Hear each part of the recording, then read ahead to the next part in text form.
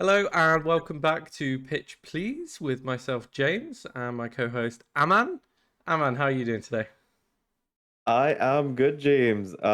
Interesting weekend. Interesting weekend of the football. It was my birthday on Monday as well, and switched it up a bit. Went for the cricket instead. Actually, it was a bucket list to watch a game at the Oval, so I'm glad I got to do that. And yeah, great weekend of football. Interested to dive into it. Yeah, it's not just football here. Apparently, we do Hmm. cricket as well. Oh yeah. Um, well, I'm glad you had a good time and happy birthday. Um, Thank you so much. Not that I didn't already say that. Hmm. Yeah. Um, and yeah, this week we kind of had a mixed bag of results for both of our Hmm. teams, and Hmm. also just the general output of football this week, which we'll obviously dive into. Our first segment that we're going to be introducing, intro segment, is our man versus machine. This is where we group together and we decide an FPL team between myself and Aman, and we compete against the AI in their chat GPT versus us, essentially. Aman. Thank you. We do are competing against ChatGPT 5 now, and if rumors are to be believed, it's gotten worse as compared to before. So hopefully we do get some let up going into the coming weeks. I do have bad news, James. We kind of got destroyed a little bit by ChatGPT in our first week. I hope that's not an indicator of things to come. Oh, we had a sneak peek at the teams beforehand, and honestly, the bulk of their points did come from their Joao Pedro captaincy, which did turn out to be a little bit of a masterstroke. Outside of that, we were fairly level pegging, but I'm not going to take much consolation from that. We really need to step up our game. I hope we can get your 80-point managerial weekend and transfer it over to our combined account this weekend.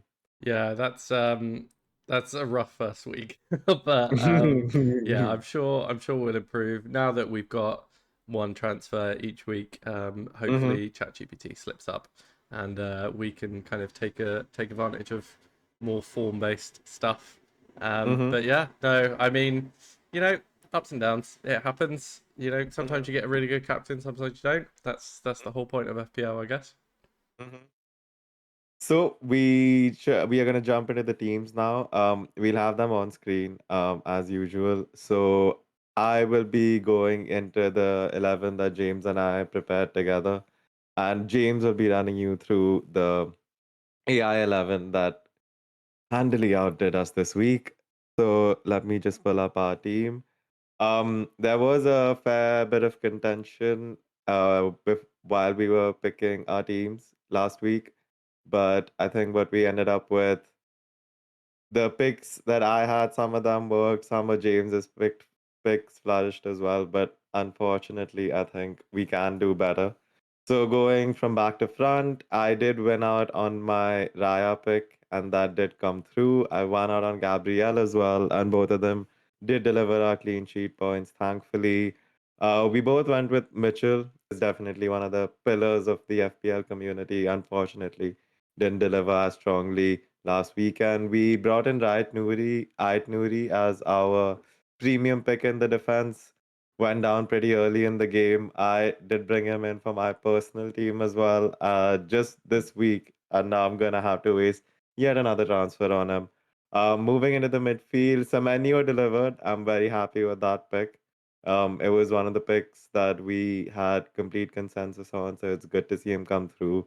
Reinders wasn't able to replicate his week one antics. And Salah, like we were discussing, did the classic Salah thing of doing nothing the whole game and coming through with an assist right at the end. Our captain, Haaland, I think going forward, if City are ever playing Spurs, taking Haaland of the captaincy or out of the team entirely might be the most potent move. The City Spurs hoodoo continues. Would also unfortunately fail to deliver, and Mayenda, who was our value pick up front, didn't come through as well. So a pretty rough week. Overall, I think the team still looks pretty good. We ended up taking Ait Nuri out, bringing in Van de Ven, given Spurs his hot defensive start. So let's see how it plays out this weekend against the new team. Nice. What was the total points again? 37. 37. And what was the week average? The week average was 51. Not too Uh, bad. I will it was a little say, rough. the team itself on paper looks good. Like I do Yeah, fancy us to I actually agree. have decent outputs from most of those players. I don't think it's a case of like we've had one bad week, we should just gut people. But yeah, 37 points is not good. That's But not good at all. yeah, and just gonna quickly run through the AI. They scored 62 points, so they are currently obviously ahead of us. In goal, they had Hmm. Sanchez, who picked up 3 points. Murillo from Nottingham Forest had a bit of a stinker, only one.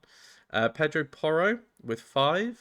James Tarkowski with 8. That was someone who we deliberated in putting in our own Hmm. team, just because his defensive contributions will be really vital. Like 2 points extra per game. I think he got an assist to get him up to that 8 point. Oh no, sorry, he got a clean sheet to get him up to that 8 points. So yeah, an extra 2 points each week is just going to be really beneficial. They did have a bit of a stinker pick. They had Goodmanson from Oof. Leeds. Mm. He had a -1. So yeah, they. I mean, still winning, but at least the AI can make some errors, I guess. Yeah, onto Salah. We kind of said it before, and we'll get into it when we review the games. But yeah, he came out with a last minute assist, 5 points. Anderson from Forest with 2. Smith Rowe, who we initially thought was Oh my a God. bit of a weird pick, and actually came out with the goods. He got 6 points. Yeah, wasn't expecting it. Scored Um, the goal against us, didn't he? That clown. Oh my God. yeah, I Yeah. thought that was going to be quite obvious, but yeah, oh well. Um, Sheshko with 1 point, Bowen with 2. Um, Still having 2 West Ham players in their team, the AI. Just putting that out there. And João Pedro with the captaincy scored 15, but doubled obviously 30, and that was their main points. They had Heaton, Palmer, Damsgaard, and Diouf on the bench. So not a lot to really go into if they start getting injuries either. And for the transfers in this week, Aman, what is the transfers in this week? So they have taken João Pedro out, which I find to be quite an interesting decision. The logic behind it is it believes that Palmer has a minor injury and is gonna come back, and I suppose based off of the last 2 weeks, it thinks João Pedro is gonna play more in the 10 role relative to playing up top. I don't know if that's the exact thought process behind it, but that is what they said. The one liner, as I can read it out to you, is João Pedro, although he scored massively in game week 2, his return might be less predictable once Palmer is fit again. I find that And so they are weird. bringing, yeah, honestly, it's definitely an interesting choice, but we were questioning Smith Rowe, weren't we? And look how Yeah, that turned out. So I maybe, I find it weird just because they initially had Palmer and João Pedro in the team anyway yeah. before Palmer got the injury. So now he's got the injury and he was going to play before he got injured in the training. Now AI is saying, "Oh wait, he might not play." Yeah, Yeah, weird. I mean, based interesting. on the team sheet, João Pedro was going to play anyway, and they brought in Esteval Hmm. as Palmer's replacement. So I don't necessarily agree with it, but hey, look, any win's a win for us. We're currently Yeah, losing, so we need them, mate. We really need them. But it is bringing in some menu. So I don't think there should be much of a drop off unless there's one of those random weeks where João Pedro gets 15 points. So I think a good pick overall, and we'll get those changes in, and we'll share the team on screen for that as well. and Hmm. yeah, going into our second kind of segment, we're going to just go through the kind of games and the games that we watched. I'm going to quickly run over the scores and Mhm. kind of then we'll look towards match week 3 as well afterwards to finish. So, yeah, this week, Chelsea 5-1 against West Ham. Not bad. Not bad. My Not boys are bad at back. all. There are a couple of ways I'm approaching the analysis of this game, or how to even look at it. West Ham have been so bad this season, so I don't know if it was Chelsea's brilliance or West Ham's just lack of any cohesion whatsoever that led to this result. The Chelsea team did look really good, to be fair, but it also didn't look like they were playing out of their skin, like they had to get out of third or even fourth gear. I think they were very, very much in control of the whole game. It was a weird beginning. That Paqueta goal, ridiculous. Came out of nowhere kind of thing. And there were slight bits of pressure. I was messaging you in the beginning of the game Yeah. as well. But as soon as that first goal goes in, they just crumble like a house of cards. Wan Bissaka giving me flashbacks to his time at Man United, completely falling asleep at the back post for that Neto goal. So this is the thing. So not the greatest team to go up against. So obviously not Chelsea's biggest challenge, but you can only beat what's in front of you. But an interesting game to watch, an entertaining game. I'm happy whenever there's 6 goals on display. Just give me more of that if it's gonna be a crap game Yeah. like that. Yeah, no, I agree. Just a couple points to add. One, Lucas Paqueta's goal. Oh my God, took me out of my chair. Oh my god. Was not expecting it at all, to be quite honest. Second point was I actually really do agree with you when it comes to it was a case of just West Ham weren't there. Like after we scored the first goal, it was I felt like that could have gone to 10-0. I'm not even joking. Like it was just goal after goal, Yeah. and there was nothing that we were doing Mhm. that I was particularly like, oh, that was amazing link up play or XYZ. It was just the most easy kind of route past, and like I agree with the Wan-Bissaka point. He is a fantastic defender when he's one on one, but when it's something like trying to recover or back post or whatever it is, just gets just gets absolutely outmuscled. Just it wasn't there. So yeah, I think after that kind of second and then third goal went in, it was what 23, 15 minutes, 23 minutes, 34 minutes. So basically every 9 minutes, Mhm. they just crumbled. They literally just crumbled and they locked in and they were like, yeah, and then Bowen was just up top with no with no help. Yeah. So yeah, I feel bad for Graham Potter, but at the same time, doesn't look like it's going to get any easier on him.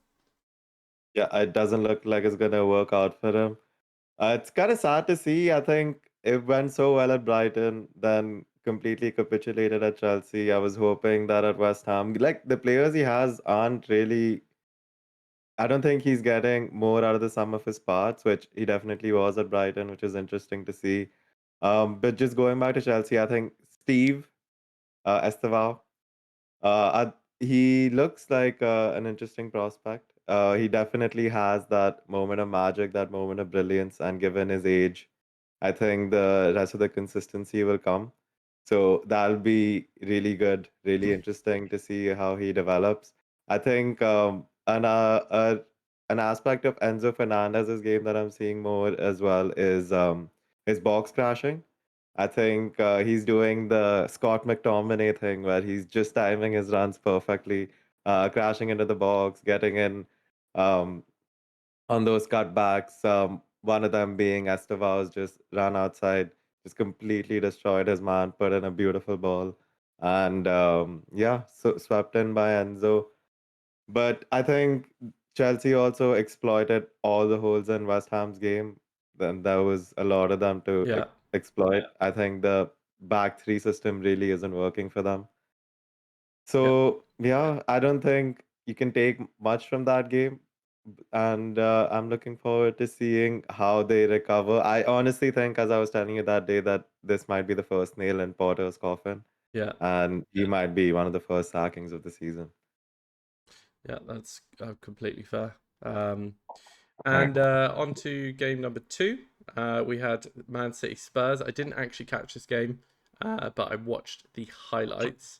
Aman, did you watch the game? I did watch the game. It was one of the games I really wanted to watch this weekend, and for the first time ever, I made notes. So I Nice. think, yeah, let's go through them and break it down. So I thought that City lacked power and athleticism. Um, a lot of City sides have been able to get through seasons, win consistently just on their technical superiority. But I think the way that the league has been progressing, especially if you look at how Arteta has built his team and how Spurs are building their team now, I think it's leaning a lot more into the athleticism side of things as well. A lot of Spurs' midfielders are like big, powerful, um, strong players, especially PM Pape Yeah, Matasar, PM Sar, I'm so gonna call him. yeah, So yeah, he especially was, I think, my man of the match. Completely overran City in the midfield, which was a delight to watch, honestly, as a Manchester United fan. It was City couldn't play out the back as well as they normally do. Thomas Frank actually exploited City's weaknesses perfectly. I think he kept the front three really quiet. Haaland wasn't involved much in the game at all. I think he bypassed that press superbly. I think, again, utilizing the height, the athleticism of the midfield. One of the goals in particular, they played a ball out to Sar. Sar heads it on, the basically in on transition, cut back, Brennan Johnson tap in at the back post. yeah. Man, I need to get that guy in my FPL as well. That guy scores a jammy back post goal. It feels like Every game. every single game. Yeah, yeah. Every single game. He was on a run I last think season for it. He literally scored what, like four in a row, and it was like I honestly. I was shocked, but it was every single time it was back post run. But I will just say before you go into the rest of the highlights, that is Mhm, something that is a real skill. Like mhm, there's so many players that don't understand that running into the back mhm, post is you're not going to mhm, get it 80% of the time, but when you do, it's a mhm. goal. And Go. people like Sterling back in Man City days, that's what he was known for. That's where all Mhm, of his goals came from. All he did, mhm, run in back post, Aguero went front post, great, it's a goal. Like honestly, it gets you so many goals, and a lot of people just don't do mhm, it anymore. They like mhm, to they like to fake the run in and then cut into the middle of the box because obviously that's where the open area most of the time is. mhm. But if you can beat your defender, you can get in front of them, obviously staying on side because of the cutback. You're gonna get easy tap ins. Like yeah. Mhm. Anyway, I'll let you continue. There's also some trauma involved in that because I remember distinctly speaking to a friend of mine who's another diehard United fan before the Europa League final. And I told him that if we don't score early, I bet the game finishes 1-0 and Brennan Johnson scores a shitty back post tap in. And guess what happened, James? Guess what happened? Did you win? Brennan Johnson scored a shitty back post tap in. We didn't take our early chances and we lost that bloody game. Oh my God. Oh, It's I alright. cannot It's with that, alright. man. We're all I friends. can't. Okay. Yeah, let's bring it back to City's Yeah. misery. That'll make me feel a lot better. Um, a lot of the misery was self-inflicted, I would say as well. A lot of it rooted from Trafford's performance, I would say. An awful audition. Honestly, I think he didn't necessarily inspire confidence in the back line. Literally played the ball out. Very Onana-esque, I should say, in terms of his playing out the back. Gordon Nick behind him.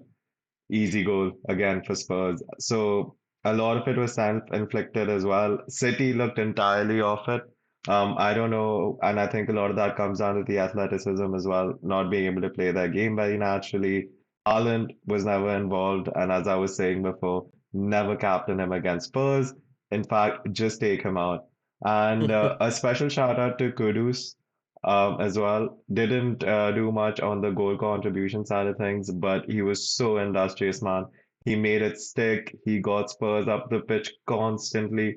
He was so reliable whenever it came into him. He was able to beat a man, lay it off, get in behind. enabled Spurs to play so much of the game. In episode one, I think I was rating Frank really highly, and this game especially just showed his adaptability. Yeah, I think he's definitely one of those managers who plays the game. He's not one of those He does obviously have his set of guiding principles, but he's so flexible, he's so adaptable, and he gets so much out of his players. He gets so much out of the system.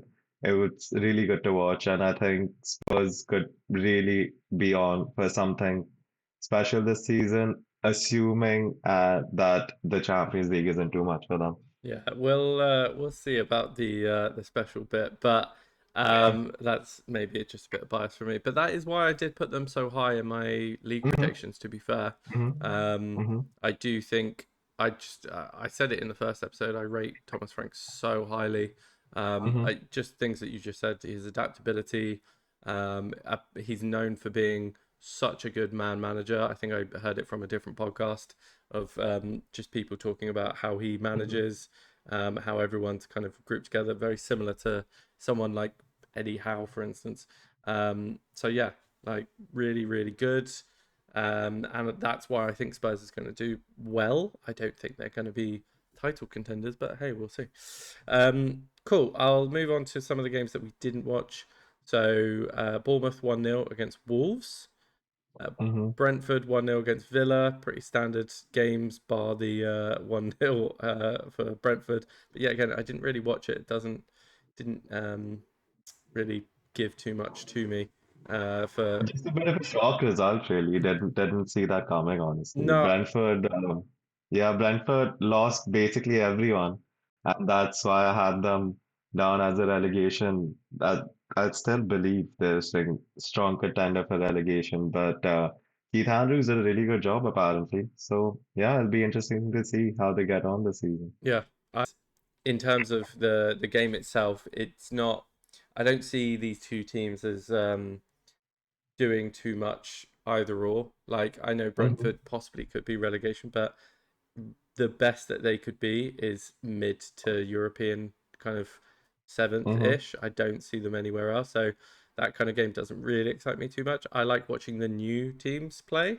hmm And yeah, that's kind of on show with Burnley and Sunderland. hmm Obviously, hoping for Sunderland. I'm rooting for them this year. But Burnley did hmm win 2-0.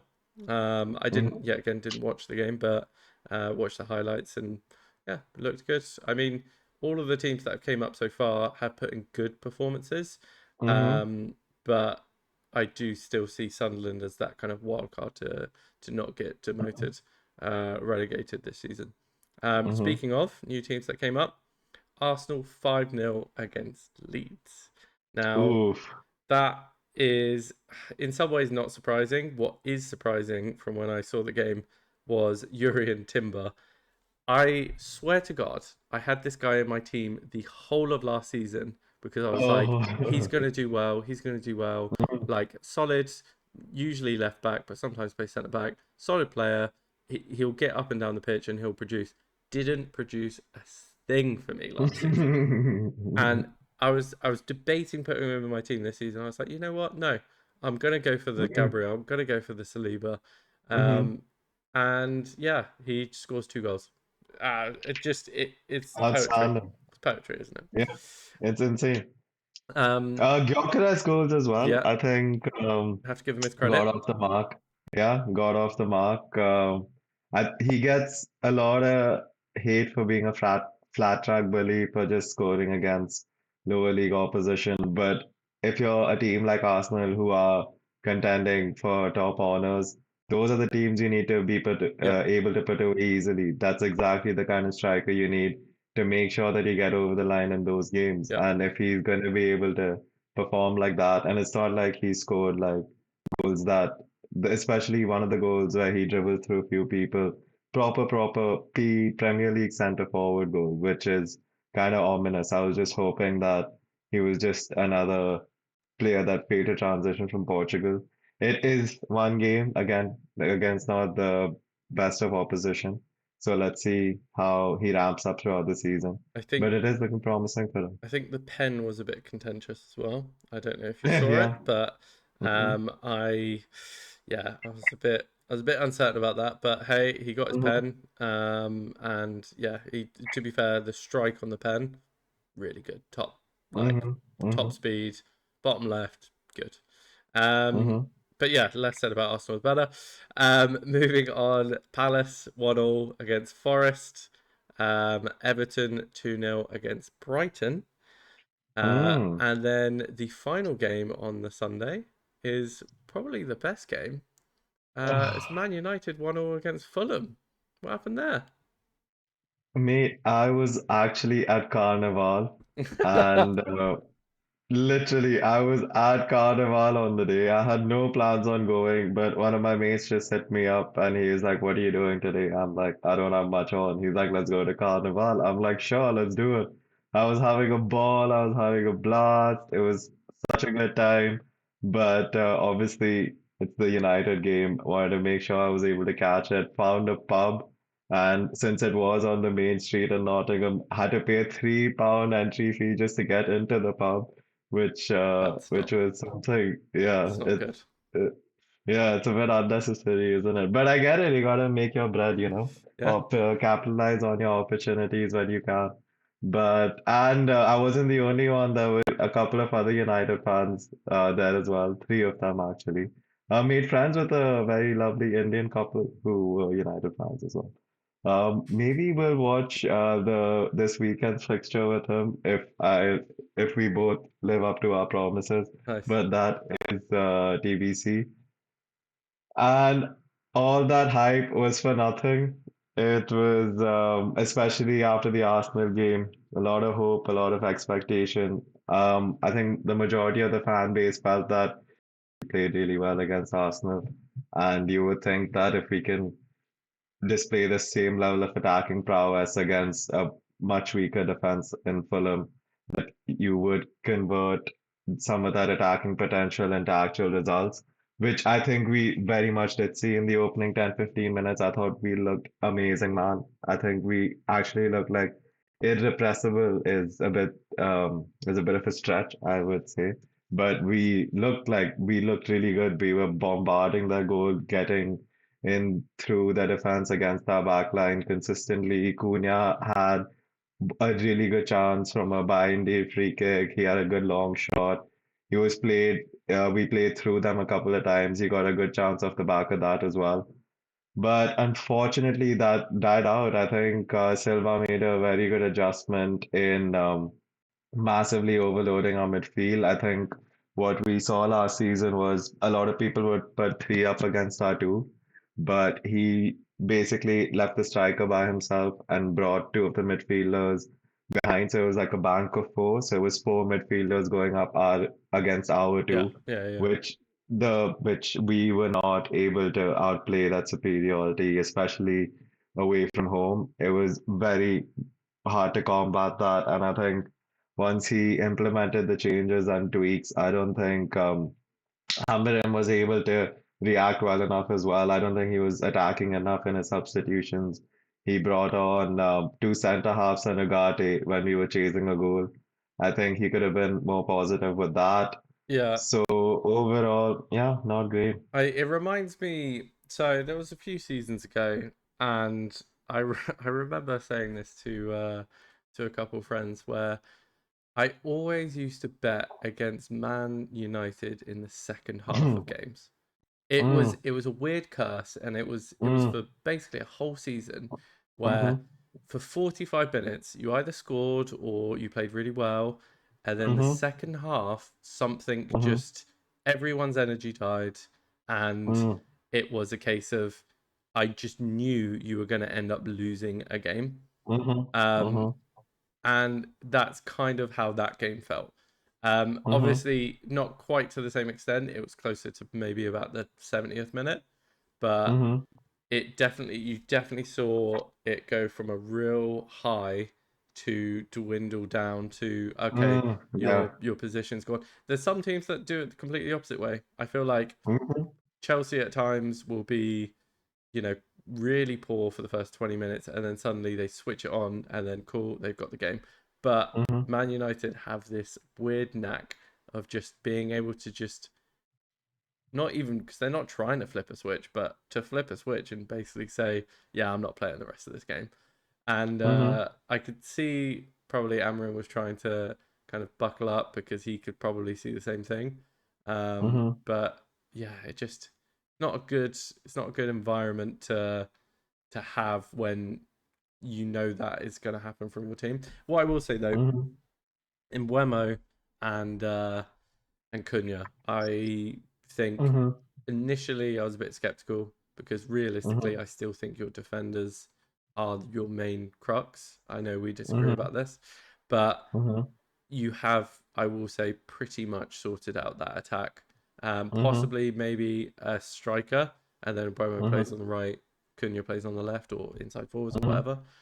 Um, but it just remains if Shesko is going to play that spot or not, and Mm-hmm. how efficiently he's going to play it. But it looks a lot better, I will say that. Mm-hmm. Just on the striker point, I think Mason Mount was again one of our better Yeah, players yeah, in that false nine position, and I think he's been probably in our top three players since the season has begun over the last two game weeks. Again, not in terms of an output level, but that again, I think no one has the output at the yeah, moment. But again, he on the ball, brilliant, so good at knitting the play together, popping up in all the right spaces. I think him and Cunha just have a brilliant understanding of the system.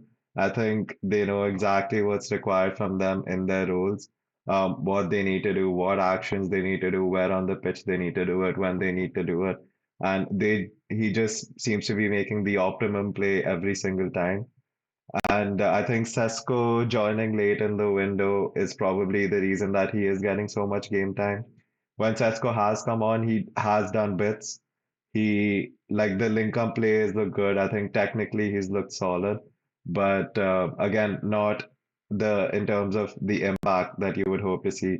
Again, I've been watching Rasmus Højlund for the last two yeah. years. That's fair. So That's fair. it's a pretty low bar. Any hint of competence up top Yeah, really gets me going, to be fair. But I think yeah, I'm just hoping it clicks, man, because I don't know if the midfield with Bruno in there, it's not looked good so far. We don't have a partner for him as of now. yeah, Menu is not getting any time in the midfield. yeah, That's very disappointing because I would rather have him on instead of Agate most of the time.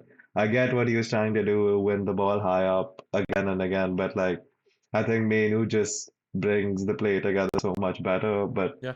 I don't know. I don't know. I mean, I don't have the knowledge or the prowess to be making those I decisions. think I can just express how I feel. So, yeah, yeah. I think it's all valid to be fair. I I haven't seen anything from Shesko that indicates anything yet, but it's obviously very early doors.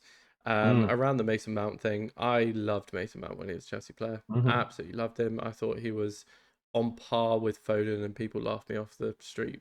Um, but when he is at his best, he's usually playing in that kind of mid left or mid right position, mm-hmm, in that kind of half channel, and he's mm-hmm. turning as he receives the ball, or he's Yeah. very technical with the ability to attack. Um, and that's why he made England teams, or like he was our player of the season like twice.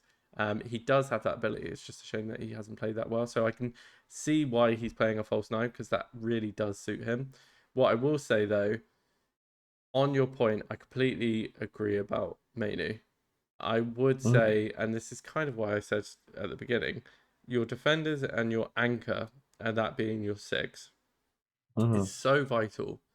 You look mm-hmm, at all of the top teams, they have such a good six mm-hmm, because mm-hmm, that person, one, stops any attack that comes, so you get more possession, but two, they're usually pretty good at connecting your attack to your defenders and how to play out from the back.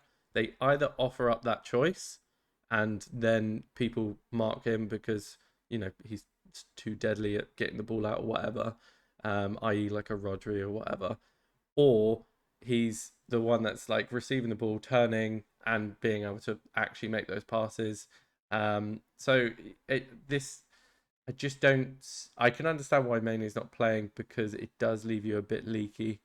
in the back, and Mhm. that's why Casemiro is playing a lot more. But Mhm. he's not able to do the more modern version of that kind of role, which is Mhm. the Caicedos, the Rodris, the McAllisters, Mhm. Gravenberch, those are and Sarr, but like Sarr as well, and Basuma are Mhm. qualities here. Like they're the type of players that can turn and then unlock that Mhm. team. So yeah. Yeah. Anyway, and that's why I've said from the beginning, I do think that that's where those issues lie. I understand the goals aren't coming, but especially from last season. But I think it's less that your strikers don't have the ability, and more that you just don't have that. Um, I called it vision, but kind of that outlet initially, I Mhm. guess. Cool. We'll move on to the final game of the game weeks, and then we'll get into our predictions as a final. Um, Final game of the game week. It was Newcastle Liverpool. I would argue this was the best game of the week. I did watch it in full, and yeah, I thoroughly enjoyed it. Did you watch it by any chance? No, got it that I missed it actually. I was at the cricket, as I was saying earlier in the video. It was my birthday was on the Monday itself actually, and it was a very spontaneous plan that my friend and I came up with the night before. So Nice. was not able to catch the game. So I'm very excited to hear your analysis of it. Yeah, I mean, I will say it was not what I was expecting in the sense of Mhm. initially it was. I think it's fair to say that Liverpool dominated early Mhm. doors, like all the way up to the first half. It was pretty much an all Liverpool show. Real shout outs to Gravenberch. He I think it's Gravenberch or Gravenberch, but either way, Yeah, um, yeah. he scored a quality goal. The keeper was Mhm. just left standing there. Um, Mhm. but just his ability to just, as I said, in that CDM role, just kind of link up play. He was just always there. He was always ahead of the kind of action, kind of one step ahead of whoever's defending him at the time. And yeah, him and then Ekatike played really well. A bit like last week, Salah just wasn't involved in this game at all. 90 minutes or thereabouts, he just was not in this game at all. I cannot tell you how frustrating it is to watch him because the amount of points that he gets, and I look at him whenever he plays, and then I go, you know what? I don't want him on my team because he's one of these times he's not going to score that game. And then he just comes out with an assist at the He last doesn't. minute. It's crazy. It's the weirdest thing. Sorry, you were saying?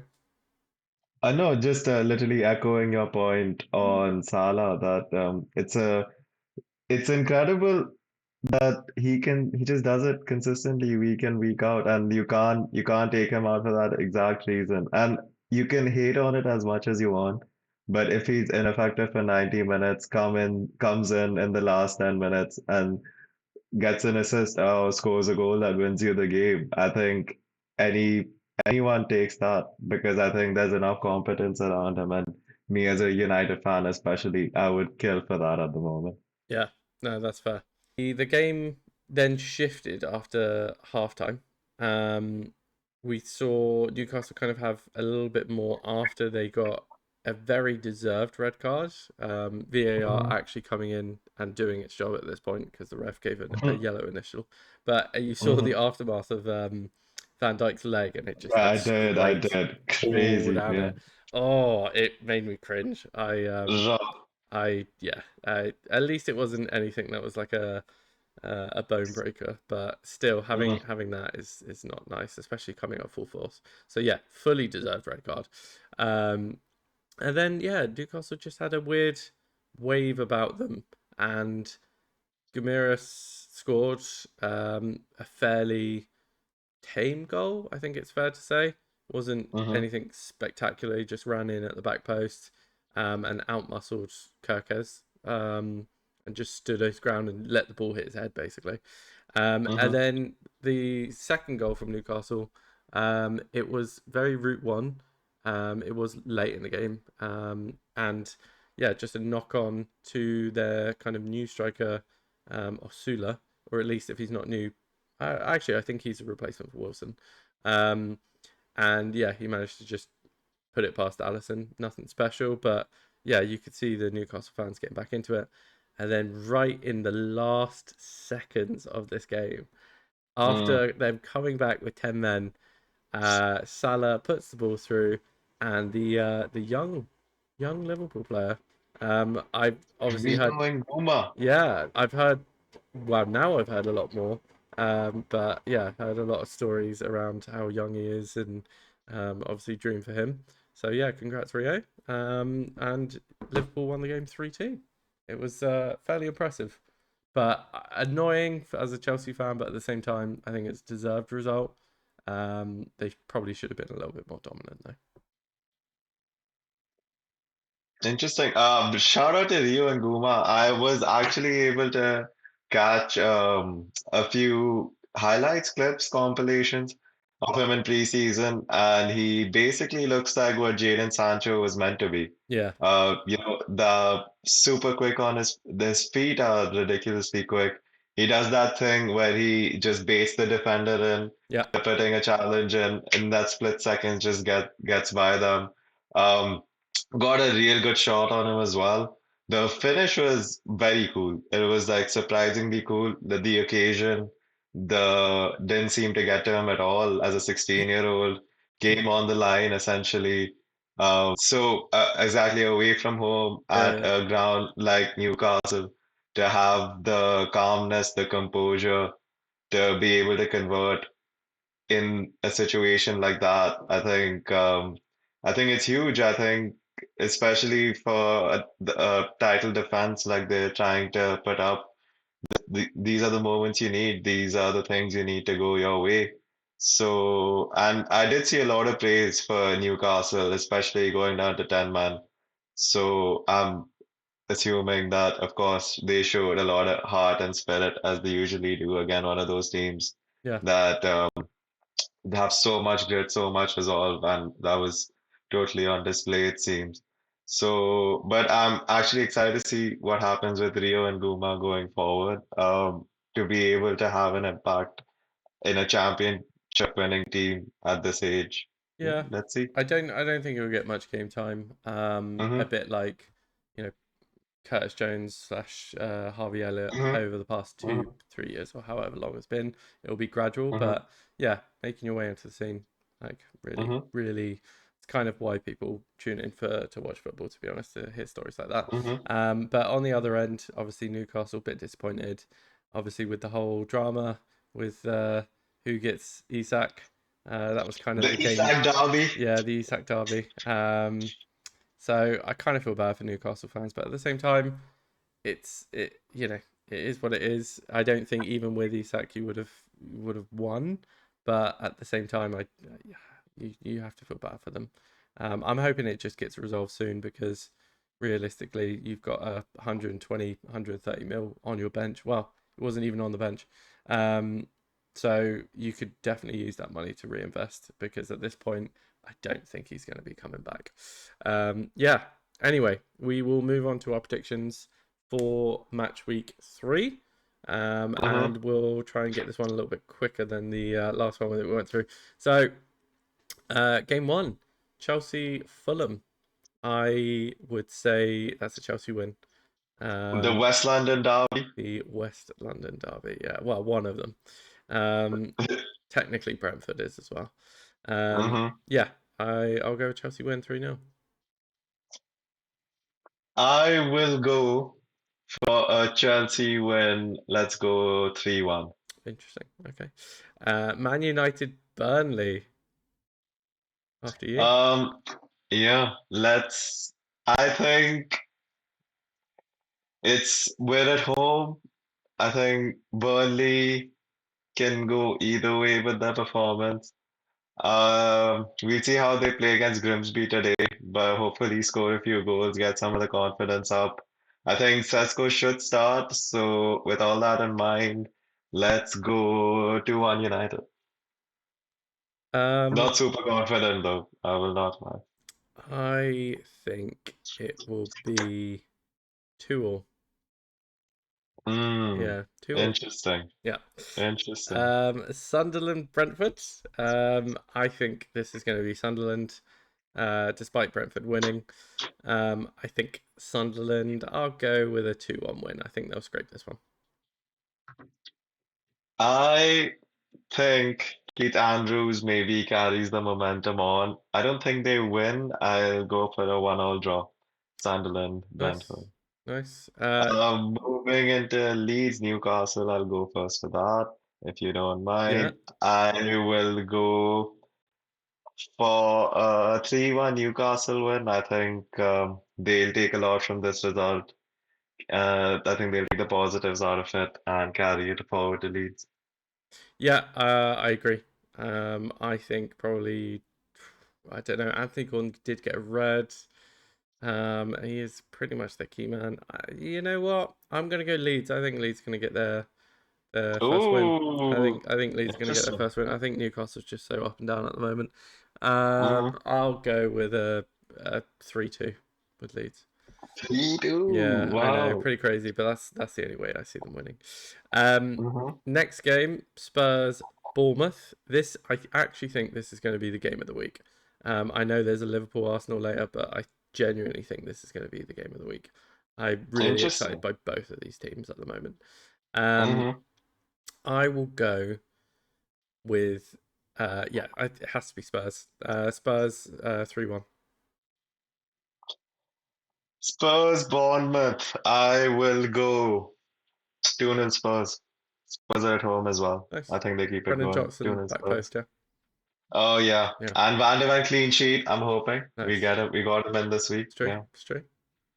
Mm-hmm. Moving on to Wolves versus Everton. Interesting. Everton, did want to shout out Jack Grealish. He was one of those players I was hoping that United would sign before City got hit their ugly little mitts on him completely. Took the Grealish out of Grealish. Oh, that was so sad to watch him decline the way he did. Yeah. But 2 assists last week. I think he can keep it going. I will go 2-1 Everton. Yeah, I was really impressed. I don't think it's the same Jack Grealish that we saw at Villa. I heard a lot of people saying that. He does look more like a winger than a ball carrier, which he was at Mm-hmm. Villa. But I'm really positive. I think Mm-hmm. Everton, I think 2-0.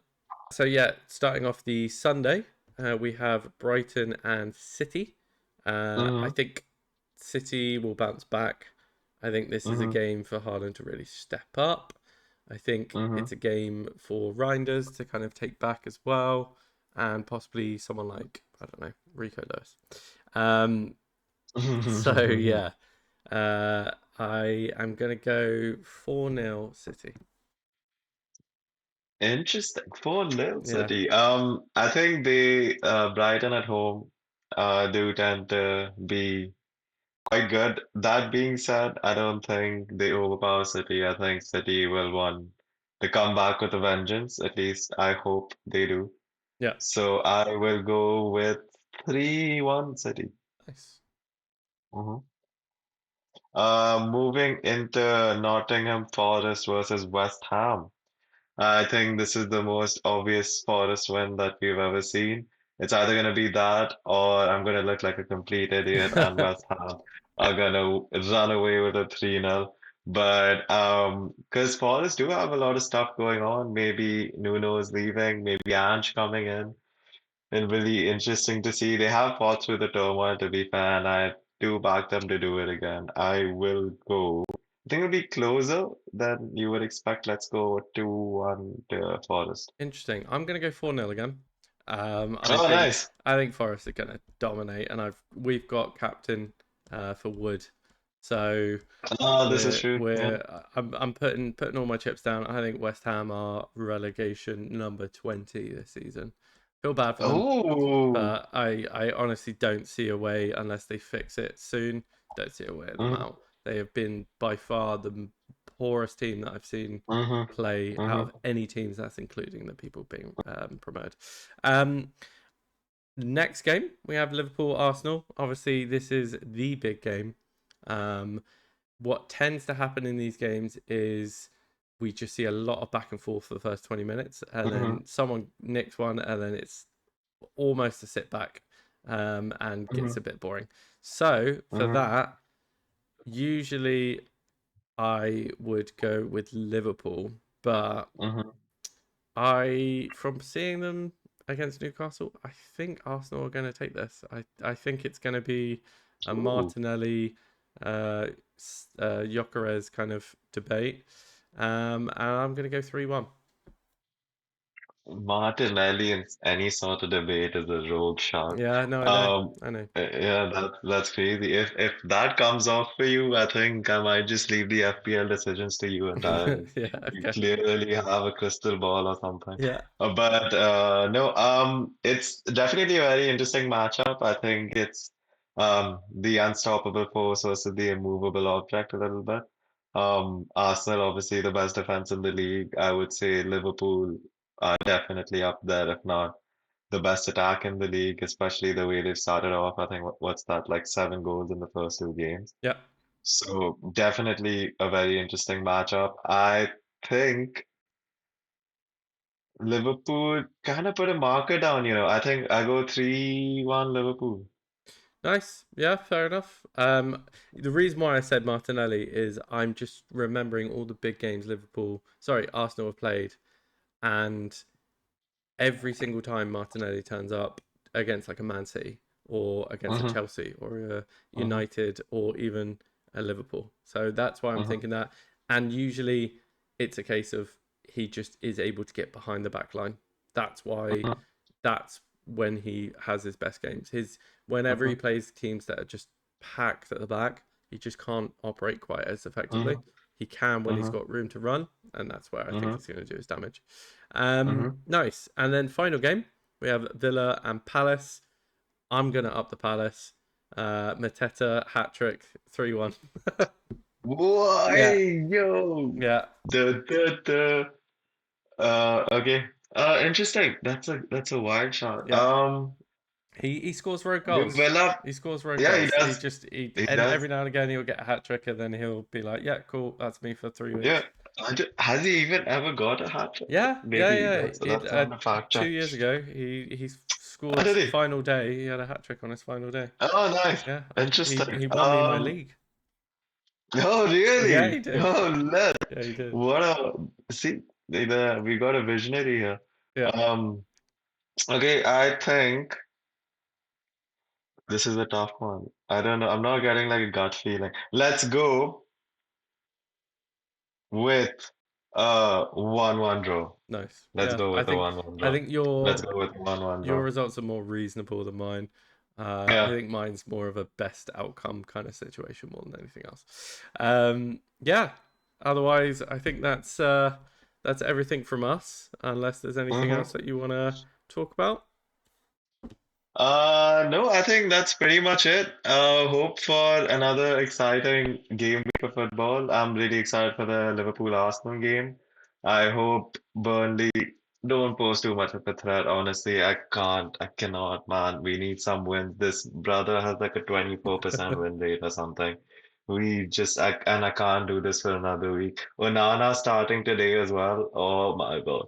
Yeah. Keep Pray for me, James. Pray for me. I have you in my thoughts. Don't worry. Uh, Well, in that case, yeah, it's Chelsea, Fulham. Usually ends up pretty well for my side, but we'll mhm. see. We'll see this time. Yeah. Otherwise, that's it from me, and we'll see you next week in Pitch Bleed podcast. Like, comment, and subscribe. All the socials are down there, All guys. the good stuff. See All the ya. good stuff. Bye bye. Bye.